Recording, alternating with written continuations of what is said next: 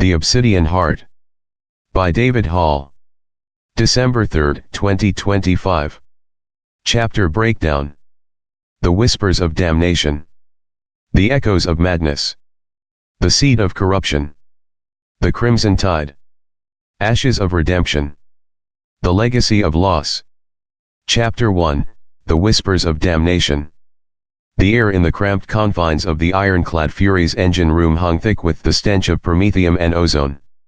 Sweat slicked Sergeant Karras' brow as he barked orders at the engine seer, a gaunt man whose skin seemed permanently stained with grease and soot.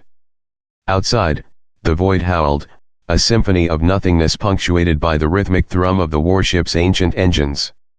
They were days out from the agri-world of Cygnus VII, responding to a distress beacon that had cut off mid-transmission, leaving behind only static and a chilling, unidentifiable whisper. Karras, a veteran of countless void battles and ground campaigns, felt a prickle of unease that had nothing to do with the unreliable temper of the Fury's warp drives.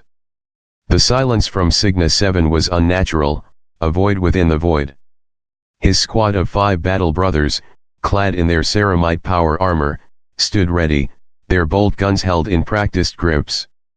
Brother Marius, the heavy weapons specialist, heft his heavy bolter, its bulk a comforting weight against his frame. Brother Lucius, ever the stoic, meticulously checked the seals on his helmet. Brothers Valerius and Cassian, the assault marines, fidgeted with the jump packs strapped to their backs, eager for the inevitable drop. The Voxcaster crackled to life. It was Captain Valerius, his voice grim. "Sergeant, we are approaching the planetary system. Auspex readings are disturbing. No life signs detected on Cygnus VII. None. The atmosphere is stable, but there is an unnatural stillness." Karras exchanged a look with Marius. A world teeming with life, suddenly silent? It defied logic, even the grim logic of the galaxy they inhabited. The ironclad Fury pierced the upper atmosphere of Cygnus VII. Through the viewport of the landing craft, Karras saw a world shrouded in an unnatural twilight. The once fertile plains appeared withered, the towering agridomes like hollowed-out skulls against the bruised sky. As the landing craft descended, the silence intensified, pressing in on them like a physical weight. The ramp slammed down onto the ferrocrete landing pad of what was once a bustling agricultural hub. Now, it was a ghost town. Dust devils danced across the deserted plazas, and the wind carried only the faintest, most unsettling whisper. "Move out." Karras' voice was rough, cutting through the oppressive quiet. His bolter was raised, his senses on high alert. The squad fanned out, their heavy boots crunching on the debris-strewn ground. They moved through deserted streets, past silent hab blocks and abandoned vehicles. There were no bodies, no signs of struggle, just an eerie emptiness. It was as if the entire population had vanished into thin air. Suddenly, Valerius stumbled, his bolter clattering on the ground. He clutched at his head, his face contorted in agony. "The whispers, they're inside my head," he gasped, his voice a strangled whisper. Before Karras could reach him, Valerius's eyes rolled back in his head, and a thin trickle of blood seeped from his nose and ears. He collapsed, his power armor clanking against the ferrocrete. "Valerius!" Karras roared, dropping to his brother's side. He checked for a pulse, but there was nothing. Valerius was dead. A chorus of whispers, faint but insidious, seemed to rise from the very ground beneath their feet. They spoke in no language Karras recognized, yet their meaning was clear: despair, madness, and an all-consuming dread.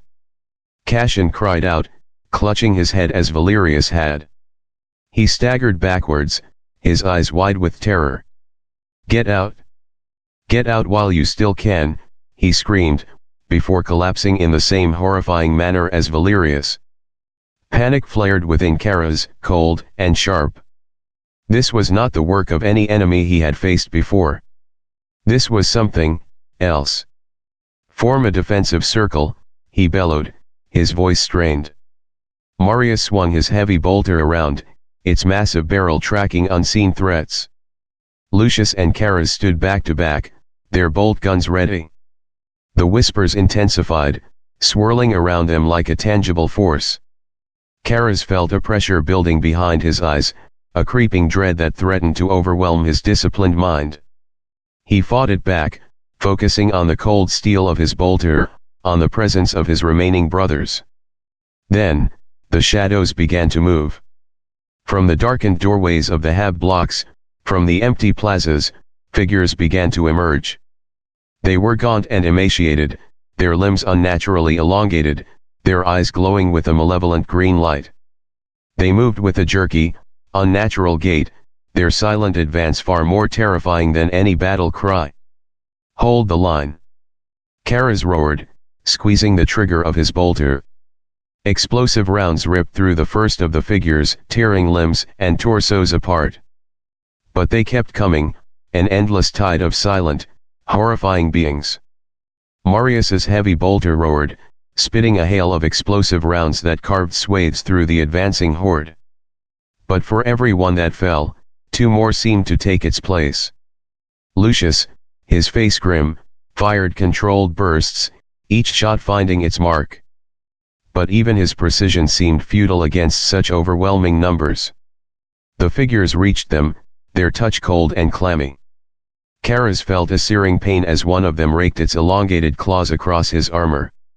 He brought his bolter up, firing point blank into its face, the creature's head exploding in a shower of gore.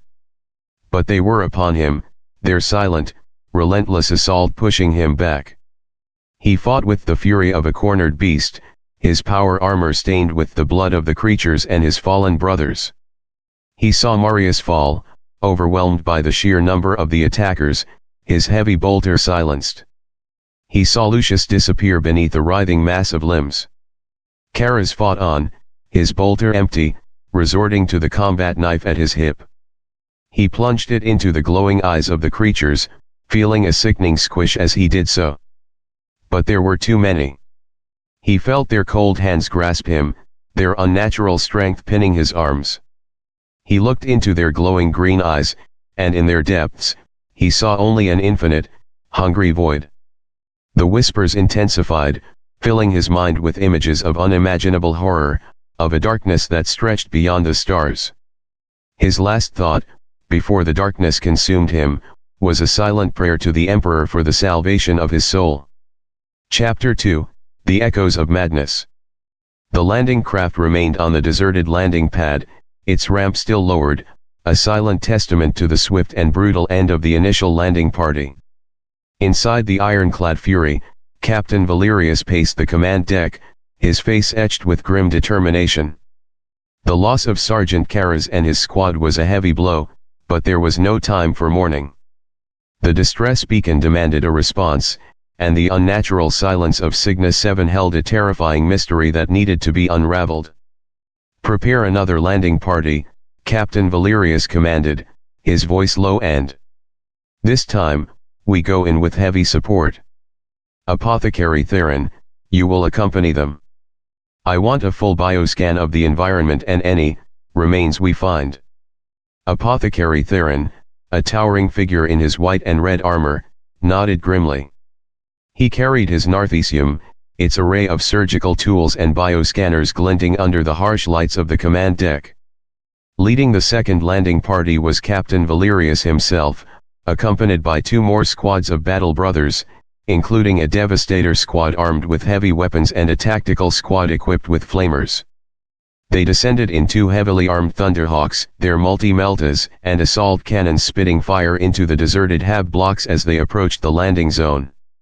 The scene that greeted them was even more disturbing than the initial reports. The landing pad was stained with blood, and the air still carried the faint, unsettling whispers. The bodies of Sergeant Chares' squad were nowhere to be seen. It was as if they had been absorbed. "Auspex readings are still negative for conventional life signs, Captain," reported Brother Marius, a different Marius from the first squad, his voice tight. "But there are energy fluctuations. Unstable and localized." Captain Valerius gestured towards a towering agridome, its once transparent panels now opaque and cracked. The distress beacon originated from within that structure. We moved to investigate. The two squads advanced cautiously, their weapons raised. The silence was broken only by the heavy thud of their power armor and the crackle of their vox casters. As they moved deeper into the deserted city, the whispers intensified, becoming more coherent, more insidious. They spoke of ancient evils, of slumbering horrors awakened, of a hunger that could never be satisfied. Apothecary Theron's bioscanners whirred, but they registered nothing organic beyond trace amounts of human blood. Captain, there is no biological activity. It's as if everything living has been purged. Suddenly, a guttural shriek echoed from within a nearby alleyway. A battle brother from the tactical squad, Brother Titus, staggered backwards, clutching at his eyes. They're in my head. The whispers, they're tearing me apart. Before anyone could react, Titus's armor buckled and cracked as if crushed by an immense force. Blood oozed from the seams, and he collapsed, his body twisted into an unnatural angle. Plasma discharge. Captain Valerius roared. Something invisible is attacking us. The Devastator squad unleashed a volley of plasma fire into the alleyway. The superheated energy scorched the ferrocrete, leaving behind glowing craters. But there was no visible target. The whispers intensified, a cacophony of voices now, each one a blade twisting in their minds. Several battle brothers cried out, their discipline momentarily shattered by the psychological assault. Maintain formation. Captain Valerius bellowed, fighting to keep his own mind clear. Focus your minds. The Emperor protects. They pressed on towards the agridome, the invisible attacks continuing sporadically, each one leaving a fallen battle brother in its wake. The flamers proved ineffective against the unseen foe, the searing flames passing through empty air. As they reached the massive entrance of the agridome, the heavy plasteel doors hissed open, revealing a cavernous interior plunged into darkness. The whispers within were deafening, a swirling vortex of madness and despair. Captain Valerius activated his helmet's luminators, the beams cutting through the gloom. What they revealed sent a fresh wave of horror through the remaining battle brothers. The interior of the agridome was not empty. Lining the walls, suspended from the ceiling, and clustered on the floor were the bodies of the planet's inhabitants. But they were no longer human.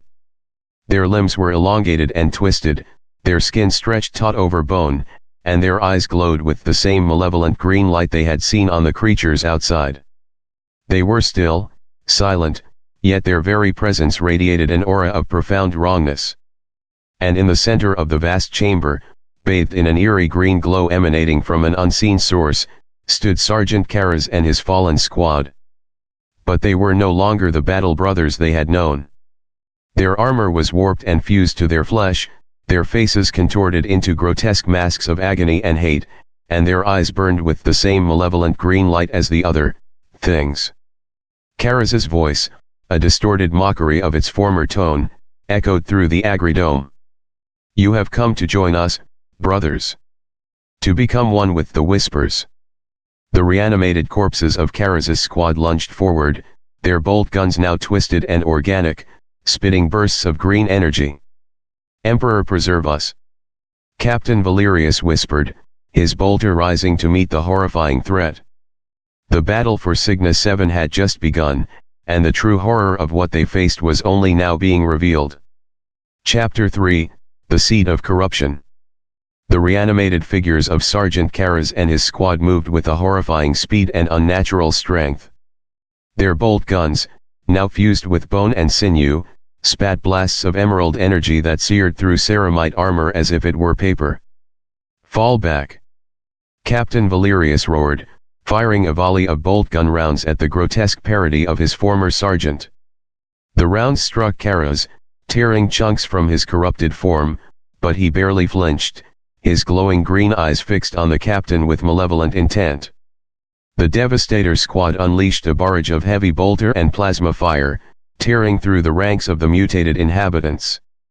Limbs and heads exploded in showers of gore, but the creatures kept coming, their silent, relentless advance unwavering. Apothecary Theron, his face pale beneath his helmet, frantically scanned the reanimated battle brothers with his narthecium. "Captain, their physiology is alien. Organic and inorganic matter fused together. There's a strong psychic resonance emanating from them."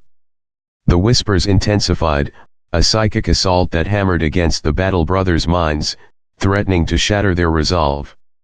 Images of their deepest fears and regrets flashed before their eyes, their discipline wavering under the onslaught. Brother Lucius, from the second squad, his face a mask of grim determination, unleashed a torrent of promethium flame from his flamer. The searing flames engulfed the mutated inhabitants, their unnatural flesh sizzling and melting. But even as they burned, they continued to advance, their glowing eyes burning with unholy fire. One of the reanimated assault marines, its jump pack sparking erratically, launched itself towards Captain Valerius. The captain sidestepped the clumsy attack and brought his power sword down in a swift arc, severing the creature's head. But even decapitated, its body continued to twitch and spasm. "They won't stay down," Brother Marius yelled, his heavy bolter chewing through another wave of the mutated horde. "We need to find the source of this." Captain Valerius nodded grimly. "Theron, can you pinpoint the origin of the psychic resonance?" Apothecary Theron's scanners whirred and beeped. "It's coming from the center of the agridome, Captain. From that green glow." They fought their way towards the center of the vast chamber, the remaining battle brothers forming a tight defensive formation around Captain Valerius and Apothecary Theron. The mutated inhabitants pressed in from all sides, their silent, relentless assault a terrifying testament to the power that controlled them. As they drew closer to the source of the green light, the air grew heavy with a palpable sense of dread. The whispers intensified, becoming almost unbearable, a chorus of tormented souls crying out in eternal agony. The green glow emanated from a massive, pulsating organic structure that dominated the center of the agridome. It resembled a grotesque heart, its surface covered in veins that pulsed with sickly green light. Tendrils of the same organic material snaked across the floor and walls, ensnaring the mutated inhabitants and seemingly drawing energy from them. "By the throne!" Captain Valerius breathed, his power sword held ready. "What in the Emperor's name is that thing?" "It's the source, Captain," Apothecary Theron said, his voice trembling slightly. "The nexus of the psychic energy. It's corrupting everything it touches." Suddenly, the pulsating heart emitted a deafening shriek, and the mutated inhabitants around them surged forward with renewed ferocity. The reanimated forms of Sergeant Karras and his squad moved with terrifying coordination, their mutated bolt guns spitting blasts of energy that tore through the battle brothers' ranks. Brother Lucius was struck by a blast of green energy, his armor melting away to reveal charred flesh. He screamed in agony before collapsing, his flamer clattering to the ground. Brother Marius's heavy bolter fell silent as he was overwhelmed by a swarm of the mutated creatures, their cold, clammy hands tearing at his armor. Captain Valerius fought like a lion, his power sword a blur of silver light, decapitating and dismembering the mutated inhabitants. But they were too many, their numbers seemingly endless. He saw Brother Theron fall, pierced by a blast of green energy as he tried to analyze the pulsating heart. The apothecary's life signs flickered and died on his helmet's display. Captain Valerius was now alone, surrounded by the grotesque remnants of the planet's population and the horrifying parodies of his fallen brothers. The whispers clawed at his mind, threatening to shatter his sanity. He knew, with a chilling certainty, that there would be no escape. Cygnus VII was lost, consumed by this alien corruption. His only remaining duty was to destroy the source, to prevent this horror from spreading to other worlds. With a roar of defiance, Captain Valerius charged towards the pulsating heart, his power sword raised high. The reanimated Sergeant Karras and his squad moved to intercept him, their glowing green eyes filled with malevolent triumph. The final battle for Cygnus VII had begun, a desperate last stand against a horror that defied comprehension. Chapter 4, The Crimson Tide. Captain Valerius moved with a speed born of desperation and righteous fury. His power sword, Oathkeeper, sang a deadly hymn as it cleaved through the mutated forms of his former battle brothers. The reanimated Karas lunged, its bone-fused bolter spitting a stream of emerald energy. Valerius sidestepped the attack, his sword flashing, severing one of the creature's elongated arms. The other corrupted marines attacked in unison, their movements jerky and unnatural, yet their attacks were swift and brutal. Valerius parried a blow from a mutated power fist, the impact jarring his arm. He riposted, his sword biting deep into the creature's corrupted chest cavity. Around him, the remaining battle brothers fought a losing battle against the endless tide of mutated inhabitants. Plasma fire and bolt gun rounds tore through the grotesque figures, but they simply kept coming, their silent, relentless assault unwavering. Valerius reached the pulsating heart, its sickly green light bathing him in an eerie glow. The whispers intensified, a psychic scream that threatened to overload his senses. He could feel the corrupting influence of the alien entity trying to penetrate his mind, to twist his thoughts and desires. With a guttural roar, Valerius plunged Oathkeeper into the pulsating heart. The organic structure convulsed violently, its veins spasming and rupturing. A wave of raw psychic energy erupted from the heart, throwing Valerius backwards. The mutated inhabitants around him shrieked, their glowing eyes dimming as the connection to the heart was severed. They began to convulse, their unnatural forms collapsing into heaps of twisted flesh and bone. Valerius struggled to his feet, his body aching, his mind reeling from the psychic backlash. He watched as the pulsating heart withered and shrunk, its sickly green light fading. The whispers subsided, replaced by an unsettling silence. But the silence was short-lived. From the depths of the agridome, a new sound emerged, a low, guttural growl that resonated deep within the ferrocrete structure. The ground trembled beneath Valerius's feet, and cracks appeared in the walls around him. The withered heart pulsed one last time, and a massive, grotesque creature erupted from its center. It was a towering mass of flesh and bone, its form constantly shifting and mutating. Its skin was a sickly green, and its eyes glowed with an unholy light. Tendrils of the same organic material that had corrupted the inhabitants snaked across its body, pulsing with dark energy.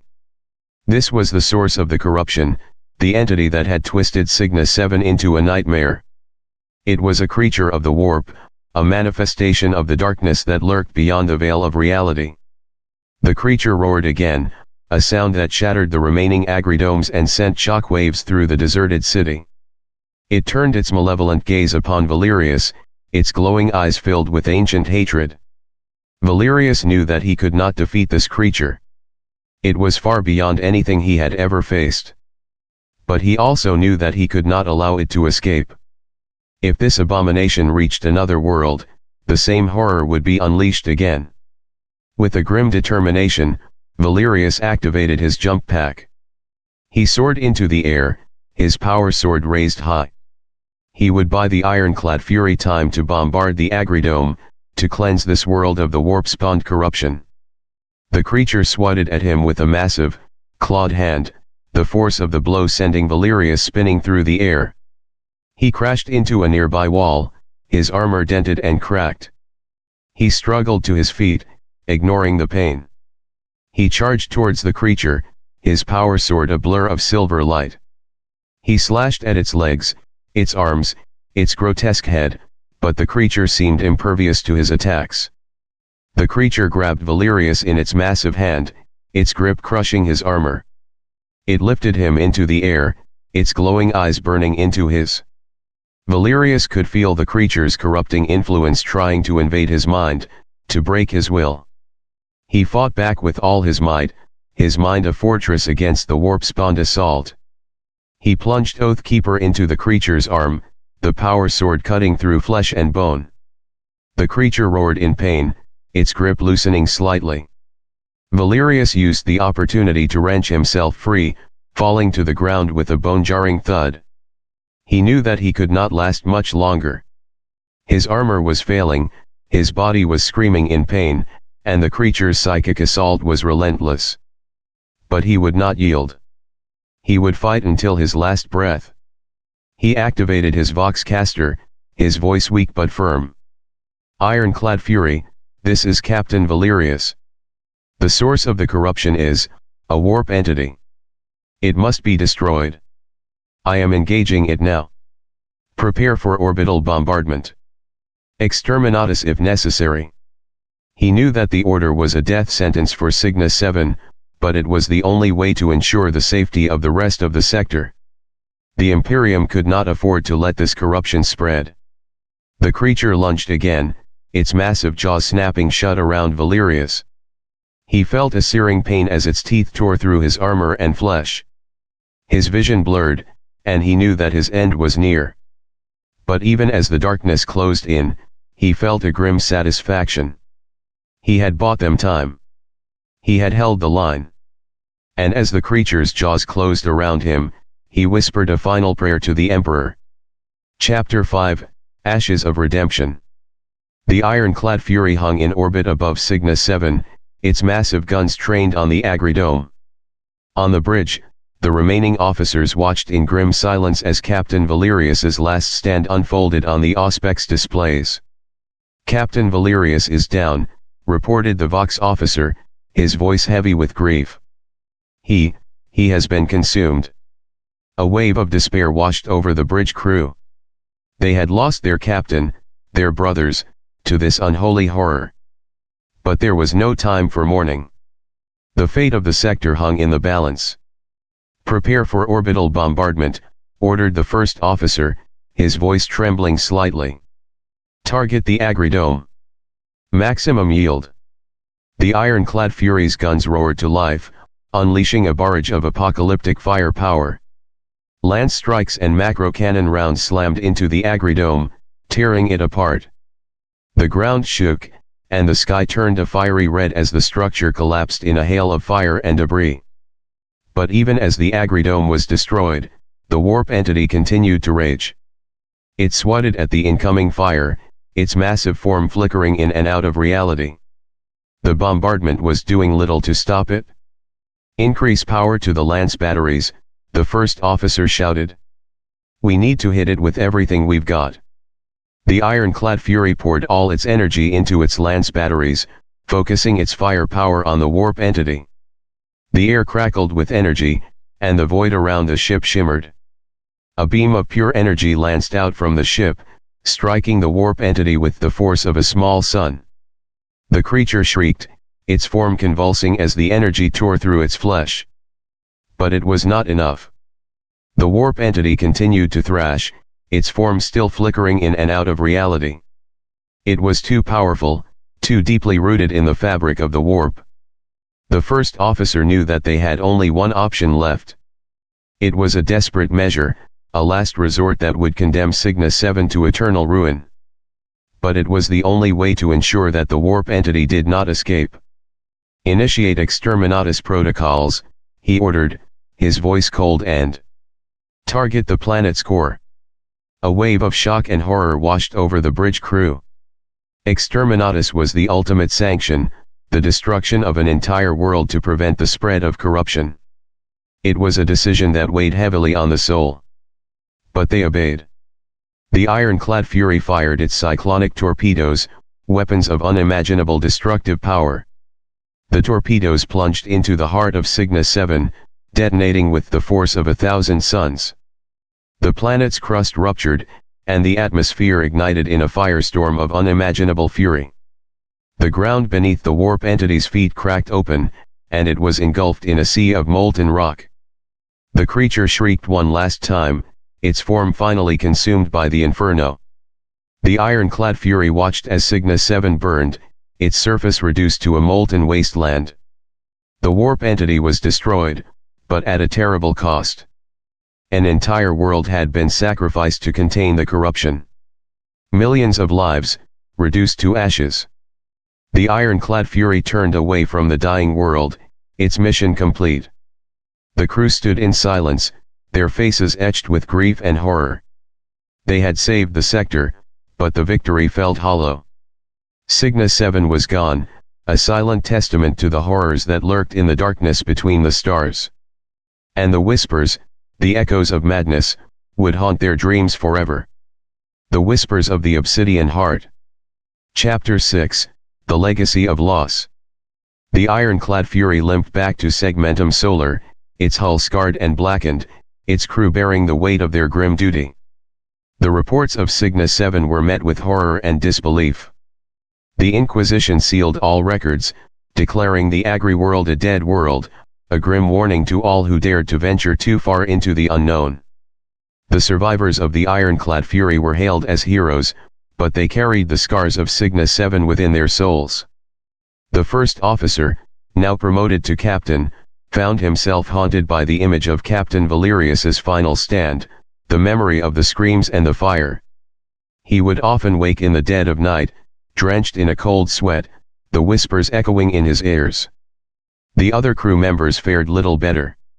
Many were plagued by nightmares, visions of the mutated inhabitants, the pulsating heart, and the grotesque warp entity.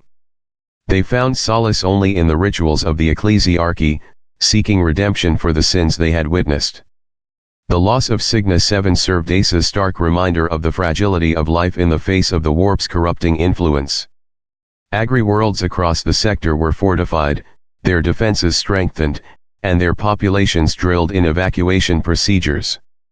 The Imperium learned a harsh lesson, that even the most productive and peaceful worlds could fall prey to the darkness that lurked beyond the veil.